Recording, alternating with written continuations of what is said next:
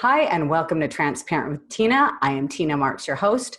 Today's guest had made his first $1 million just 9 months after graduating law school.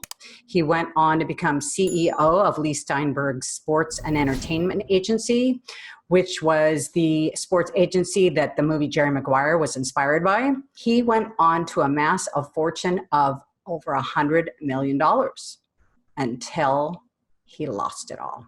See what he's up to now and what happened along his journey. You don't want to miss this. Up next, Dave Meltzer.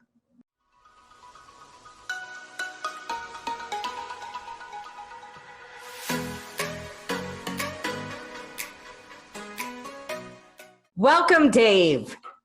Thank you so much, Tina. It's such a pleasure to be here. So nice to see you. And I'm just taking off my glasses to get my eyes a little bit of a rest. I don't know, they've been bothering me a little bit. But anyway, you are so fascinating. You have such a story to tell, and we don't have that much time. So let's get right into this. I was doing some research on you, and I heard that you made a big decision when you were 5 years old. Let's start there.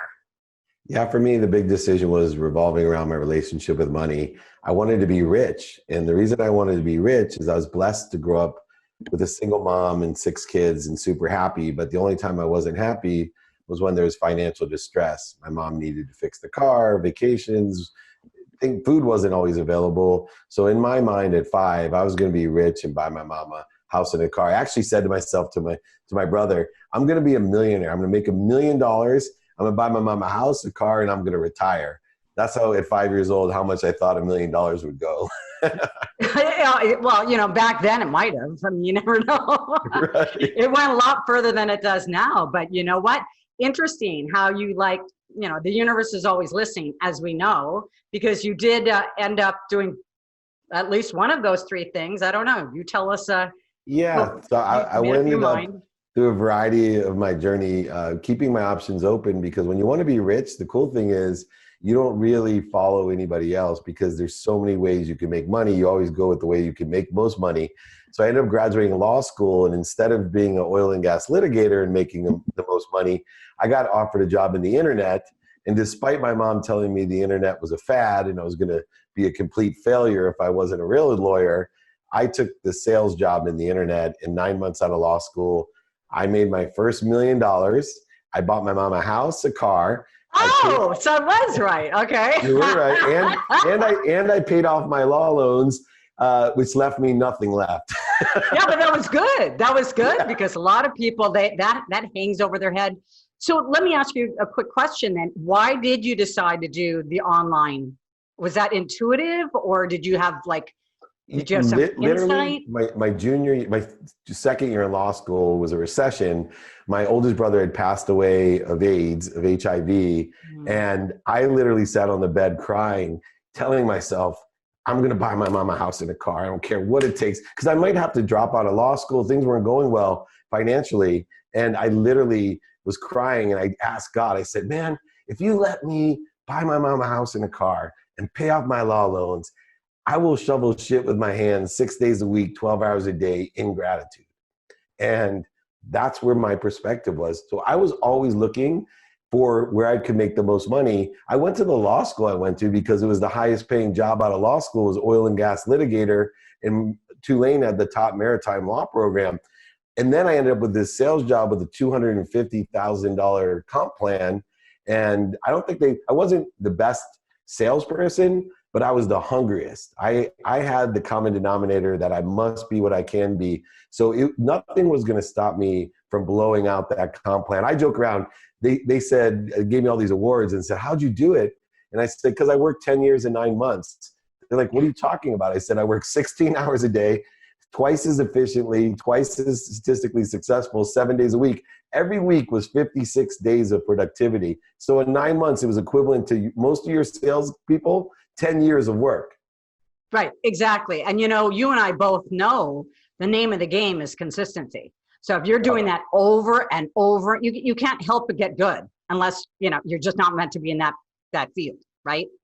And I think a better way to put it, since we're both into physics, quantum physics and metaphysics, you can't help to get better when you're consistent. Everyone has their quantum nature, but the cool thing about the conscious, subconscious, and unconscious continuum with consistency is if you stay consistent with attention and intention, you only can get better, and you work within that progress. Exactly. Exactly.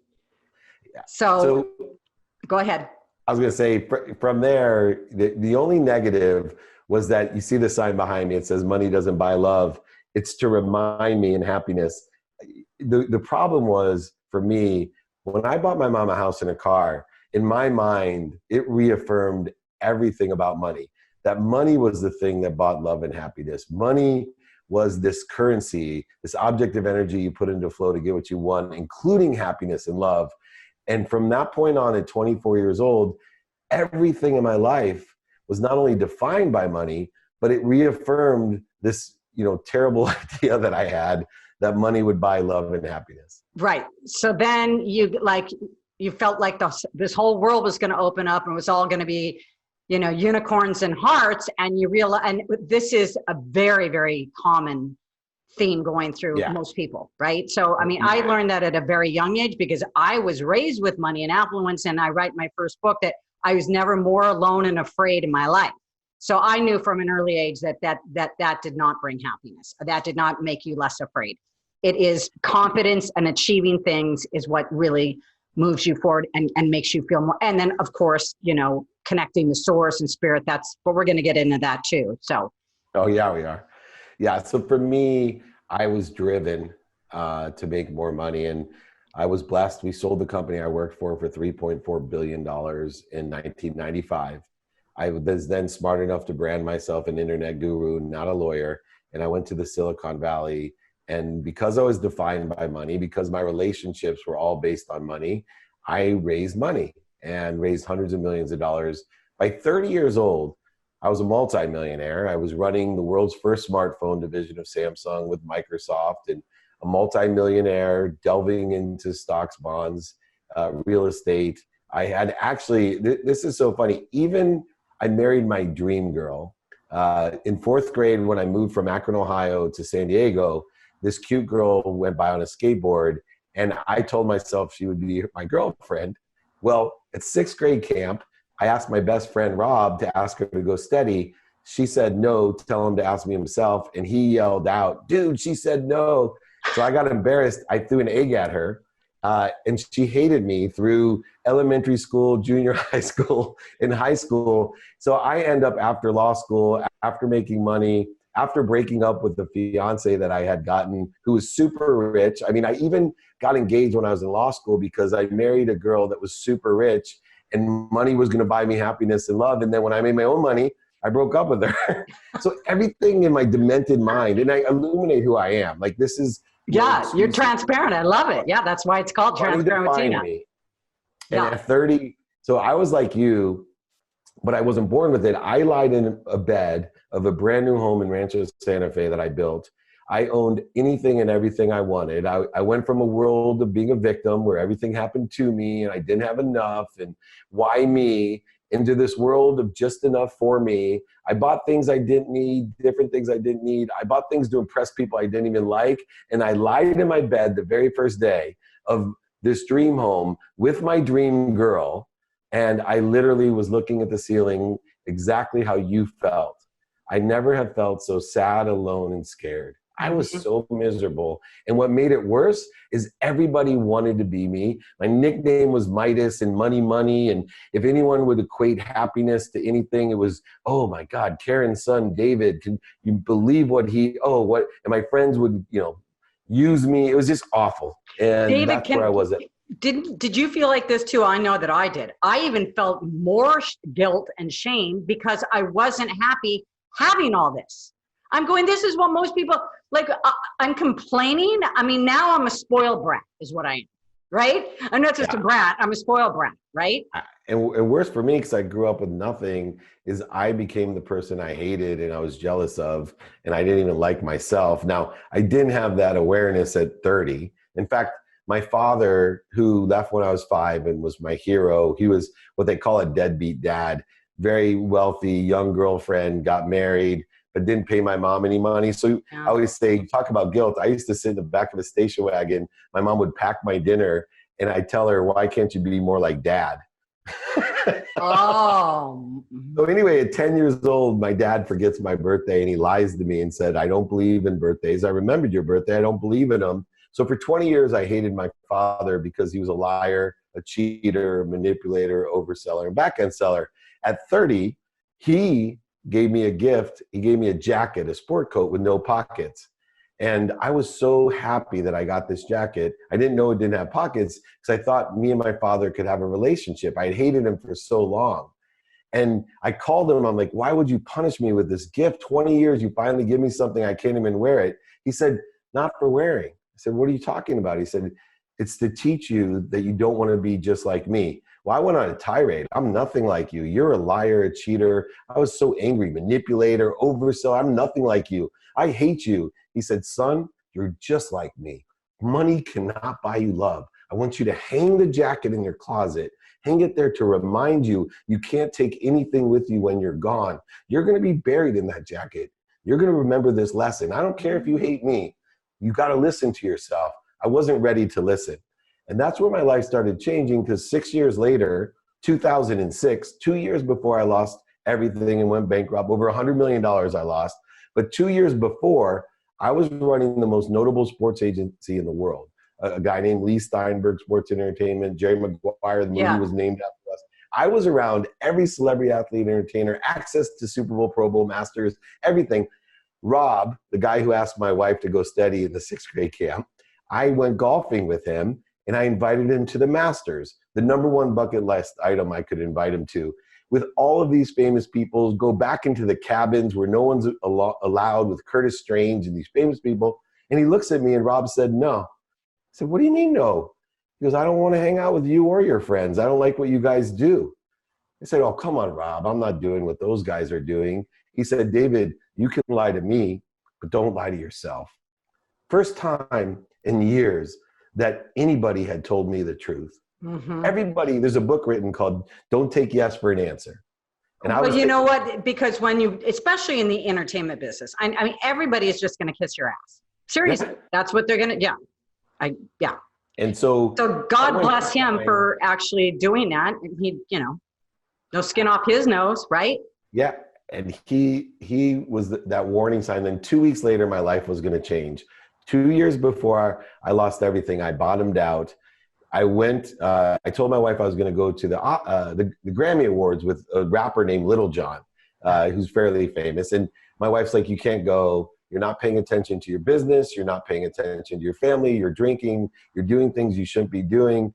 I don't want you to go. I lied to her.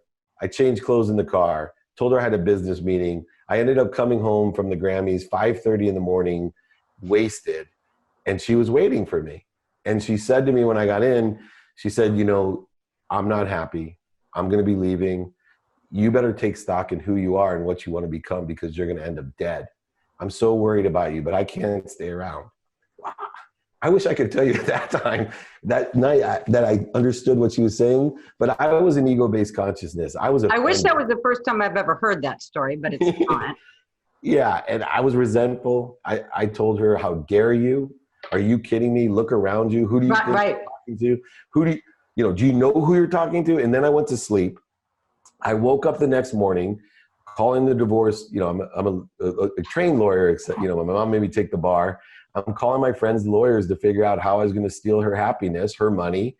And while I'm literally dialing, I look over and there it is. I can barely say this without crying ever. That jacket, right? That jacket, like the book you haven't read in 20 years that needs to be read, that jacket stared at me while I'm dialing. And I'm looking at it. And I look at it and I said to myself, I don't hate my dad. I hate myself. Mm-hmm. I'm the liar. Yeah. I'm the cheater. I'm the manipulator. I'm the overseller, the back end. I hate myself. And I'm about to lose everything, including my life. I got to figure this out. And at that moment, if you talk about a come to Jesus moment for a little Jewish boy, that was it for me. I started taking stock in my values and who I was. And from that day on, I lived with gratitude, forgiveness, accountability to live an inspired life, not as a victim, not in a world of for me, just enough, but I learned to live in an abundant universe, a world through me for others, with everything for everyone. And it's taken me 15 years, obviously, to develop and to practice and to progress. But that was the day that it all changed, which prepared me for 2008 when I lost everything, and prepared me for, 2020 right now when I'm empowering over 1 billion people and helping so many and living in the margins of millionaires and smiling through the struggle with the mindset, the heart set, and the inspiration that I learned in 2006 because my wife, the blessing of all, I call her Jew Awesome. Her name's Julie and Awesome. She changed my life. And that's what I've learned, and a variety of lessons have come since then. So Dave, this awakening happened 2 years before you actually lost everything. Yeah. That's interesting. I'm one of the few people that bottomed out before he lost all his money. Oh, I see. Okay. All right. Yeah, but I had so much money. It takes time. I was already, my wife could see me sabotaging myself and not paying attention. The final bankruptcy was 2 years later, but I was already on my road. You were already on the way. I see. So it just takes a while for that. But we had so much. You don't just lose that much overnight. Right. Exactly. So, well, thank God that you had that realization. So you had some kind of foundation to start building upon. And, I had a very similar story. I lost everything, whether it was personally, my health, everything all at once. And, being totally transparent, there was days I'm like, I'm not going to be able to get to the next day. And I kept hearing a voice inside of me that said, just keep going, and here I am, I was saturated in spirituality. Man, my mom brought us up with that. And, like I said, I had my master's in metaphysics, but, looking back, I actually asked for the lesson. And I don't know if you agree with that or not, but I asked for the lesson because my biggest question mark for myself was I never felt capable. I never felt like I could do, because I write about it in my first book. I had a father that told me, nothing was ever good enough. If I did something right, why didn't I do it better? So, the message is, what's wrong with me? I'm not capable of doing this. So, basically God, the universe, whatever you want to call it, stripped everything away and said, here, let's see how capable you are. I had one of two, I was in the middle of a fork in the road, and now I've never been better. I've never been in a better place mentally, physically, emotionally, or spiritually. And sometimes that's what needs to happen, especially when we're not coming from a place of gratitude, because the universe, God, source has to do something to awaken us, right? And I think when things are too comfortable, we're not going to move. It's like that. It's that uncomfortableness that makes us kind of pay attention, right? Yeah. And for me, I asked for radical humility, and got a big dose of radical humility through all the success that I had in a relationship with money that wasn't healthy. So in the same respect, I truly believe, people, if they're going to take away a lesson, I tell them, just vote for what you want, right? Understand pain is an indicator. It's not a stop sign. It's not stopping Tina. It's not stopping David. It's a turn signal. It's telling you to move in a different direction to get to a better place or a better situation. Mental, physical, spiritual, emotional, or financial pain, just a turn signal. That's all it is. And I had built those lessons defined through gratitude, the light, the love, and lessons and everything to allow the great source of power, light, and lessons to come through me with appreciation for others. And I see so many people like us that have to learn the lessons, and they vote for what they want, right? I always tell people, it's amazing the simplicity of you're voting for what other people want for you, and you're manifesting it, and you're resentful for it or offended by it. Or you're voting for what you don't want, and then you're just pissed off that you keep getting what you don't want. Well, stop voting for it. Exactly. And it's always a matter of how your perception of it too, right? I mean, you can, like you said, in the beginning of your life, you were playing victim. And I was like, why me? Why couldn't I have a father that doted over me and loved me? I look back, I wouldn't be the person I am right now. I wouldn't be sitting here doing this. I wouldn't have, had the ingrained empathy and compassion inside of me had I been just, a spoiled little princess, right? I mean, my life would have been much different. So, what we need to embrace the challenges and actually be grateful for those, because if you're going to resist them, as you know, and you've talked about, I've watched many of your videos, when you resist something, it persists. And, it's a lesson trying to be learned here. But if you resist it, what I've learned is it comes back around. It's just got a different mask on. It's like, here I am again. I'm going to fool you this time, right? Well, it's so interesting from your studies as well. One of the biggest fooling things that I had to learn through my own acceleration and growth is there's 3 realms, right? Consciously, we can think, say, and do certain things. Subconsciously, we believe them with the 40,000 of the same thoughts that are repetitive. But the most interesting one to me is the unconscious competency, the quantum potential, the characteristics, obsessions, addictions, what I call the energy that we carry. Because there's so many people that do think, say, do, and believe all the right things, but end up attracting the same things because of the energy they carry. The same way as when we meet someone, you're like, how is that person who thinks, says, and does and believes like ridiculously negative things end up attracting so many wonderful things in their lives? Because they carry that energy. It's inherited through their DNA ancestrally, and I believe quantumly through multiple lifetimes, that they have a certain frequency that you have to adjust or activate in order to effectuate true change sometimes, quantum change in your being, so you can break the chain of addiction or of some other energies like worthiness. There's some serious, energies, stupidity. People have a huge not enough energy, that they're inferior to others or superior. Some of these things, if you don't have a serious routine of consistent, persistent behavior, you'll never shift the energy and never get the results you're looking for. Absolutely. And it's funny because I have Abraham Hicks has the emotional scale, right? And I have that, and I have my clients look at that, and I say, check in with yourself every day. Where am I? You don't have to get to number 1, but try and raise it a couple levels, right? You just said something that I was going to ask a question on too. Oh, God, it slipped my mind. Maybe it'll come back to me. There is something I do want to ask you about, though. You were talking about illumination. Yeah. Okay. And I found that fascinating, the way that you put that, because you said, it's all about your value then and now. So why don't you go a little bit deeper into that? Well, along with radical humility, the lessons that we learned, I used to think when I was young that I couldn't imagine telling anyone that I ever lost money, let alone go bankrupt. I was defined by how much money I made. Ironically, I had a day in my life where I had to go tell my mother. Remember, the only reason I wanted to be rich was to buy her a house and a car. When I lost everything, I had to go tell my mother, not only was a doctor, lawyer, or failure, that I was a failure and lost everything. You're like, can I have the house back? No, I'm kidding. I forgot to take my mom's, because it was one of the first assets I ever bought.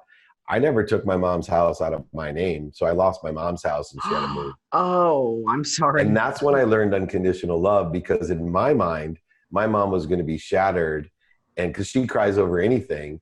And when I told her in person, she didn't even blink. All she could say is, oh my gosh, are you okay? Can I give you some money? Don't worry. I have all the confidence in the world in you. Mm-hmm. And I was like, my mom had told me for years, and my wife for years, that I was lost. And I would say, lost? You made $12,000 a year. I make that for stepping on a stage sometimes. I'm lost? Are you kidding me? You guys are lost. At that moment, I realized how lost I was and how much more enlightenment my mom, on that scale of Abraham Hicks, what number my mom lived and what frequency my mom lived at compared to me, regardless of my bank account. And no longer was I going to define myself by my bank account. I was going to define myself of what came through me for others and the impact that I have.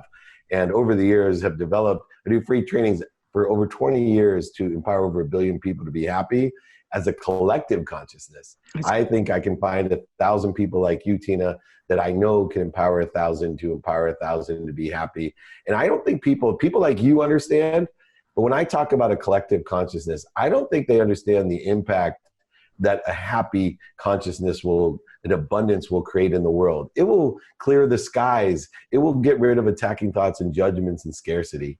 We're talking about major change in a very easy mechanism. And you're one of those essential people in my life that I know can do that. Absolutely. That's what I'm here for. I'm here to serve. I'm here. It's the ripple effect, right?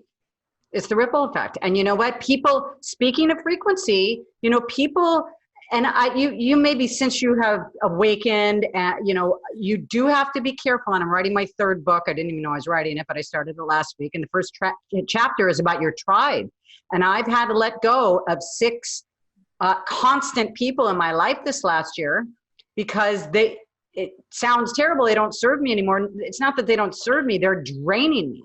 And I cannot move forward and serve other people as long as this is happening. Is it lonely? Was it lonely? Yes. But I've kind of gotten through to now the other side. And look what it's done. It's brought me into a whole new realm of people like you, which is where I need to be in order to lift everybody else up. So I remembered my question. We were talking about consistency and a routine. So do you have like a morning routine every morning that you do? It's so funny that people say morning routine because I actually have 2 routines for all day long. Okay, right? let's do an all day long routine. So I have 2 routines. One is a set routine when everything's normal, and one's an adaptable routine based upon my non-negotiable. So the set routine is wake up at 4 a.m., meditate for 20 minutes, 10 minutes to get ready, minimum of an hour working out, hour and a half doing research, an hour and a half with my family. Then I execute on the student or study that I did of my calendar, activity I got paid for, activity I don't get paid for, activity I planned, activity I don't have planned, and my sleep. I think sleep is an area that most people need to pay more attention to, a third of our lives. And then, of course, I spend now another hour and a half off the grid with my family every day, and then another hour and a half studying, and then I have an unwinding routine, which most people don't have. My tomorrow starts today. I'm working towards making sure that I start tomorrow in a plateau and grow attitude. I'm not a tube, right? My day is not like the myth of Sisyphus. I'm not just pushing a boulder to the top of the hill to have it roll down. I'm not just putting food in this tube to come out the other side. I'm going to grow and accelerate. Compound interest is going to be my foresight of plateauing and growing every day with this routine. Now, I'm also a realist. People come into town. I go out too late sometimes. Kids will keep me up. So what do? I have an adaptable routine that says a minimum of an hour a day on my health, 30 minutes with my wife minimum, 30 minutes with my 10-year-old minimum, 2 minutes a day with my 3 teenage daughters minimum, a minute a day with my mom. Best advice I can give you on this show is if you really love someone, spend a minute a day. A minute a day is worth more than an hour on a Saturday, just telling them 4 things. Everybody who loves you wants to know just 4 things. 1, that you're healthy. They want to know that 2, that you're happy. 3, that you love them, and 4, that you appreciate them, meaning they add value to you. If you tell someone you love and care about those 4 things a minute a day, exponentially your relationship will clear all the interference, voids, and shortages that exist through the ego, through the hurt and baggage that you carry. You'll heal all of those relationships. Not to say I agree with you. I have a food chain variance in my life. If it feeds me in different degrees, I feed it back in those degrees. If it doesn't, I let them fall away to variance degrees. If it bleeds me, I fire it from my life in different degrees. Congratulations for firing 6 people who are bleeding you. Yeah, exactly. Thank you. I appreciate that. Yeah. So I love that. And so what time do you go to bed? Just because I get up at 5. So my wind down routine's at 9 p.m. and I have to be passed out by 11. So if I'm doing it right, I should be out cold. 5 hours? Well, I should be out cold by 9:30 normally. Yeah, I was going to say that wouldn't work. I'm getting up around 5, but my son even makes fun of me. I'm like, I'm kind of drifting off at 8:30. I get it. Okay, so let's talk about free Friday trainings that you are offering. I can't wait to join this. Tell us about it. Oh, well, it's so wonderful because, number one, not only has it expanded over the years to thousands and thousands of people live, usually at 11 a.m. on Fridays, Pacific time, but there's millions of people now. It's my top downloaded podcast for the playbook. Spotify features my trainings now. Entrepreneur features it. All the platforms carry it. But I cover everything. I cover from sales training to pitch training to ultimate ego training. I did manifestation training today. Every week is a difference. Every once a month, I do what's called BYOQ. You bring the questions, I bring the answers. Every training has a Q&A session. so we can go live together. Right. And they last 1 hour. If you miss it, the replays are always, and you always get free guides, free exercises, and my Connected to Goodness book for free with every time you watch a replay or if you watch it live. Awesome. Awesome. So the podcast, the name of the podcast is The Playbook. The Playbook. And then you also have a new pitch show with Bloomberg called The 2-Minute Drill. Yeah, so we had elevator pitch with Entrepreneur for 5 seasons, and I have my own show picked up by Bloomberg now, which is called 2-Minute Drill, where we have over $50,000 of prizes. It'll air in January. We're filming now. 5 companies come on. Well, it doesn't have to be companies. I also take moms pitching kids to eat broccoli. I just want to see some good pitches. And then we give them advice. They get to ask questions, and people learn what I think is a lost art of how to ask. My life changed because I learned one simple question. Do you know anyone that could help me? I'm teaching people how to ask. You don't get unless you ask. And I promise you, you can't out-ask the universe. I teach this stuff and I'm still mad at myself. The most limiting belief I have is I don't ask big enough. And I know, I heard you say that earlier. You said that was the one thing you said, if you can always ask for more. And it's so true because, the universe doesn't care. If you really want to make $1 million, don't beg to ask to make 50,000, okay? Because the universe will conspire with your action and your intention. Absolutely true. These are laws, people, okay? They're scientifically backed. It's not Pollyanna. It's not a philosophy. It's really based down to science. So if you don't believe us, then you really should do a little bit more research. And if you really are a skeptic, you're missing out on this because we've both lived on both sides. And trust me, this side is so much better. It's like, and taking it a step further, people, compartmentalize, Dave. Okay. It's like, okay, I get up and then I go to work. So, and they live for the weekend or they live to get home so they can sit on the chair and watch TV. Right.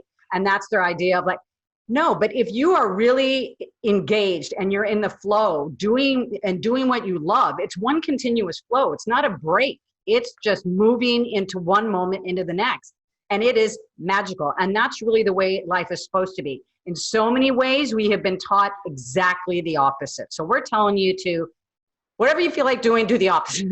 There is a counterintuitive nature of the universe. The law of attraction is a real law. It's a technology, but so is the law of Goya. So, there is a blend of the man-made constructs of time, money, and resource. The law of Goya is get off your ass. Nothing's going to happen until you move. Absolutely. The law of attraction will not happen unless you put attention and intention, what you say, think, do, believe into what you want. So make sure that you're putting as much energy into what you want as you want to be attracted to yourself. Exactly. And, I said for many years, I was so afraid and I just did not get into action. And because I felt like I had to know the answers from A to Z, you don't. All you have to do is take one step because one step will lead to the next step and the next step. So don't try to have it all figured out. Just take one small bite and that will lead you to the next step. One more thing. I know that you are a big proponent of mentorship. In fact, I don't know if you know this or not, but I interviewed your mentee was it last week or the week before last? Jeff Fenster.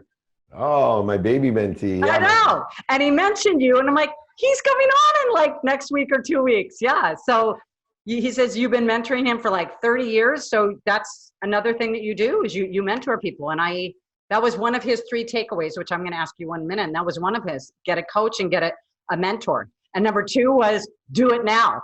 Oh, so he's killing me. Yeah, that's how much he believes in it. And it's worked for him. So, okay. So Dave, 3 takeaways for our audience. What are your 3 takeaways? Number 1, take inventory of your values. If you don't take inventory of your values, you don't know your what, and you don't know who to ask. Remember, the easiest way to get somewhere is to ask the person that's there for directions. And you can't do so unless you have your own direction, which are your own personal experiential giving and receiving values. Number 2, utilize the mathematical equation of luck. Remember, what you focus in on, pay attention to, plus what you give intention to, that's what equals the coincidences or the luck of your life. So be a student and utilize the mathematical equation of luck. And then, of course, finally, I know you and I beat this one to a dead horse, but practice ending fear. Yeah. We're getting in our own way. Realize what you're connected from, where we take it through, and who we're taking it to. Live in a world of more than enough of everything from everyone.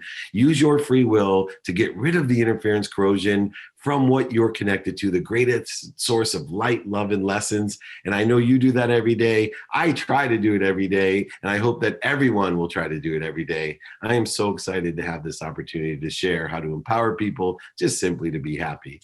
Exactly, because your goal is to empower 1 billion people, right? Over 1 billion people. Over 1 billion. Like now you. It's over 1 billion. That's All right. Well, you know, I need 1,000 people like you. We'll do it together. You keep on. I'm so blessed to have you on my show, and I look forward to seeing much more of you, Dave. Absolutely. Just ask, be kind to your future self, and do good deeds. Thank you so much. I love it. Thank you, and thank you for tuning in. We will see you next week.